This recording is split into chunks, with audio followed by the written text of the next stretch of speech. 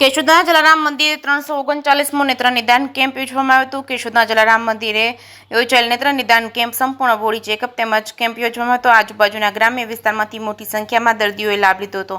કેશોદના આંબાવાડી વિસ્તારમાં આવેલા જલારામ મંદિરે નેત્ર નિદાન કેમ્પ તેમજ બોડી ચેકઅપ તથા ડાયાબિટીસ ચેકઅપ કેમ્પનું આયોજન કરવામાં આવ્યું હતું, જેમાં રણછોડદાસ હોસ્પિટલ રાજકોટના સહયોગથી 339મો નેત્ર નિદાન કેમ્પ યોજાયો હતો, જેમાં 165 જેટલા દર્દીઓને આંખોની તપાસ કરવામાં આવી હતી, જેમાં જરૂરિયાતમંદ મોતિયાના ઓપરેશનવાળા 55 દર્દીઓને રાજકોટની રણછોડદાસ હોસ્પિટલ રાજકોટ ખાતે મોકલવામાં આવ્યા છે।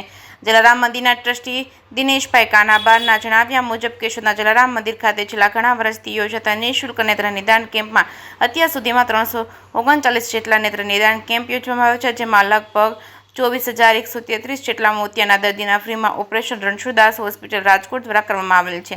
જલારામ મંદિરે પહેલા અને ત્રીજા રવિવારે વર્ષોથી રણછોડદાસ આશ્રમ ટ્રસ્ટ રાજકોટના સહયોગથી નેત્ર નિદાન કેમ્પ રાખવામાં આવે છે, ત્યારે આ કેમ્પની શરૂઆત ભોજન પ્રસાદના દાતા કેશોદ તાલુકાના નિવૃત્ત શિક્ષક સંઘના પ્રમુખ વિરમભાઈ કરંગિયા તેમજ મંત્રી હસમુખભાઈ જોશી તેમજ જલારામ મંદિરના ટ્રસ્ટી દિનેશભાઈ કાનાબા, રમેશભાઈ સુંદરવા, રતનબેન તેમજ દક્ષાબેન મહેતા, પારિતોષ પટેલ, હેમંત ઘેવરા વગેરે મહેમાનો દ્વારા દીપ પ્રાગટ્ય કરીને કેમ્પને ખુલ્લો મૂકવામાં આવ્યો હતો।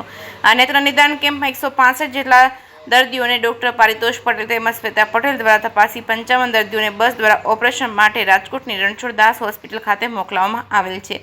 દર્દીઓને માર્ગદર્શન સુરેશભાઈ અઘેરા, મોહનભાઈ ગોડાસરા, ભગવતસિંહ રાયજાદા દ્વારા આપવામાં આવેલ છે। દર્દીની નોંધણી દક્ષાબેન મહેતા, અશ્વિનભાઈ પટેલ દ્વારા કરવામાં આવી છે। ડાયાબિટીસ ચેકઅપ બાદ દર્દીની નોંધણી કેશુભાઈ પટેલ દ્વારા કરવામાં આવી છે।